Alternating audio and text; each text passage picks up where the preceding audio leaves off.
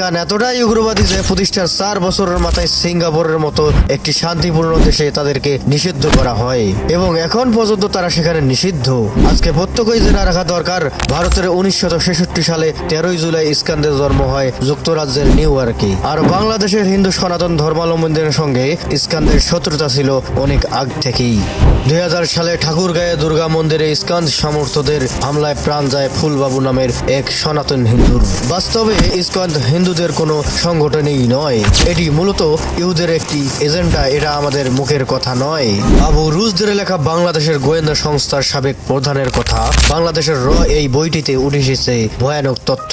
বইয়ের 171 নম্বর পৃষ্ঠায় স্পষ্ট লেখা আছে যে ইস্কন নামে একটি সংগঠন বাংলাদেশের কাজ করে যাচ্ছে। এটা মূলত ইহুদিদের একটি সংগঠন। এই সংগঠনের প্রধান কাজই হচ্ছে বাংলাদেশের উস্কানিমূলক ধর্মীয় অনুষ্ঠান পালন করা, যার উদ্দেশ্য হচ্ছে দাঙ্গা সৃষ্টি। 25 অক্টোবরের চট্টগ্রামে লালদিঘি ময়দানের সমাবেশে কিভাবে আরএসএস এর গেরুয়া পতাকারা ছেয়ে গেছিল সে দৃশ্য বাংলাদেশের প্রত্যক্ষ দেখেছেন। বাংলাদেশের জাতীয় পতাকা অবমাননা করে তার উপর উড়ানো হয় গেরুয়া পতাকা। ইস্কন নেতা চিন্ময় ব্রহ্মচারী নিজেই স্বীকার করে নিয়েছেন ইস্কন এবং হিন্দু ধর্ম দুটোই একেবারেই ভিন্ন জিনিস। ভালো করে খেয়াল করে শুনুন তাদের বক্তব্যটা কি।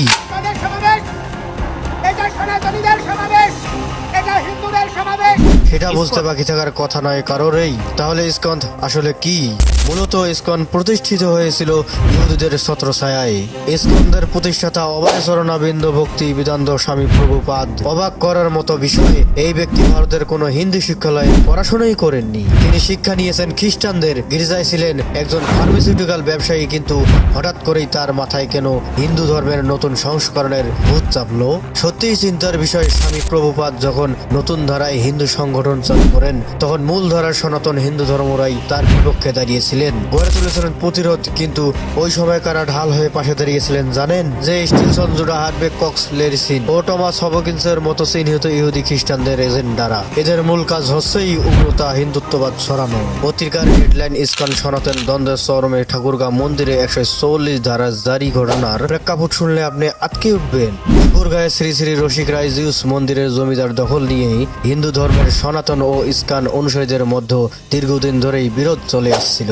2009 সালে 18 সেপ্টেম্বর রসিক রায় জিউস মন্দিরের দুর্গাপূজায় নিয়ে ইস্কন অনুসারীদের সঙ্গে সনাতন ধর্মাবলম্বীদের বড় ধরনের সংঘর্ষ হয়। এ সময় ইস্কনদের ভক্তদের হামলায় ফুলবাবু নামে একজন সনাতন ধর্মীয় অনুসারীকে খুন করা হয়। এরপর পরিস্থিতি নিয়ন্ত্রণে আনতেই উপজেলা প্রশাসন মন্দির সিলগালা করে দেয়। ইস্কনের স্লোগান ছিল হরে কৃষ্ণ, অথচ এখানে তারা বিজেপি আরএসএস এর উগ্রবাদী স্লোগান জয় শ্রীরামকে প্রমোট করেছে। আর এই জয় শ্রীরাম স্লোগানের মাধ্যমে নরেন্দ্র মোদী তার উগ্র হিন্দুত্ববাদ ছড়ায়। এই স্লোগান দিয়েই ভারতে অসংখ্য মুসলমানকে নির্যাতন এবং হত্যা করা হয়েছে। 2026 সালের নির্বাচনে জয়ী হয়ে আবারও নরেন্দ্র মোদী ক্ষমতায় আসতে চায়। মোদীর মূল ম্যান্ডেজ নিজেকে হিন্দুদের রক্ষাকর্তা হিসেবে প্রাণকর্তা আর সকল হিন্দুদের ভোট পেয়ে আবারও ক্ষমতার মসনদ দখল করা। বাংলাদেশের যত সাম্প্রদায়িক দাঙ্গা তৈরি করবে নরেন্দ্র মোদী। মোদীর ততই লাভ। ভারতীয় মিডিয়ার রস মাখিয়ে তিলকে তাল বানায় আর মোদী নিজেকে উপস্থাপনা করে হিন্দুদের ত্রাণকর্তা হিসেবে। ভারতের যদি সত্যিই বাংলাদেশের হিন্দুদের প্রতি ভালোবাসা থাকতো তবে 14 বছরের স্বর্ণশতককে মৌলভীবাজার বর্ডারের বিএসএফ নির্মমভাবে হত্যা করা হতো না। আবু রুসের বাংলাদেশের এই বইয়ের 170 নম্বর পেজেই উঠে এসেছে আরো একটি ভয়ানক তথ্য। ভারতের গোয়েন্দা সংস্থা পরিকল্পনা অনুযায়ী বাংলাদেশের সংখ্যালঘুদের বিভিন্ন নামের সংগঠনের বনভূমি আন্দোলনের সাথে জড়িত এইসব সংগঠনের সাথেই ভারতের বিজেপি, বিশ্ব হিন্দু পরিষদ, শিবনেশা, বজরঙ্গ সহ অনেক নানা রকম সাম্প্রদায়িক সংগঠনের ঘনিষ্ঠ যোগাযোগ রয়েছে।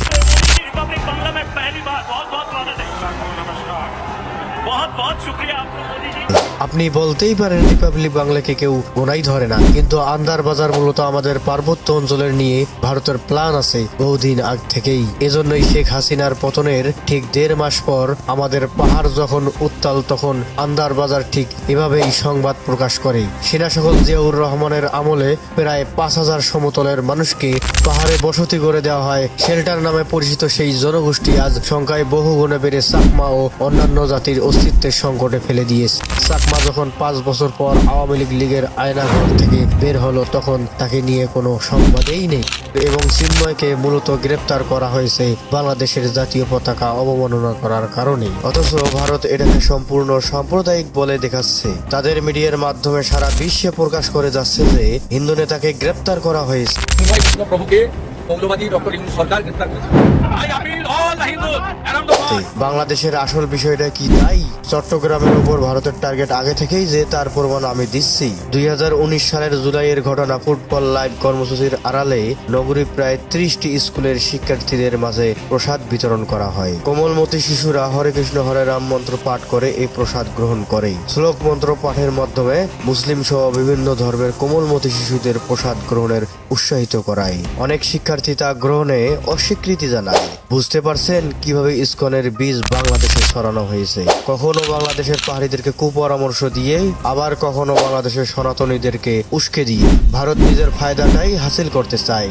এই বিষয়টা যদি প্রত্যক্ষ বাঙালি বুঝতে না পারে তাহলে আমাদের জন্যই খারাপ। আপনি মুসলিম হন কিংবা হিন্দু হন, আপনার প্রথম পরিচয় আপনি বাংলাদেশি। নিজ দেশে নিজের সাংস্কৃতিক, নিজের ভাষা, নিজের ঐতিহ্য যদি ভারতীয়ের আগ্রাসন থেকে টিকিয়ে রাখতে না চান, যদি আপনি এটা চিন্তা না করতে পারেন, তবে নিজের পায়ে নিজেই কুড়াল মারবেন। এতটুকু বোধ নিশ্চয়ই আপনার আছে।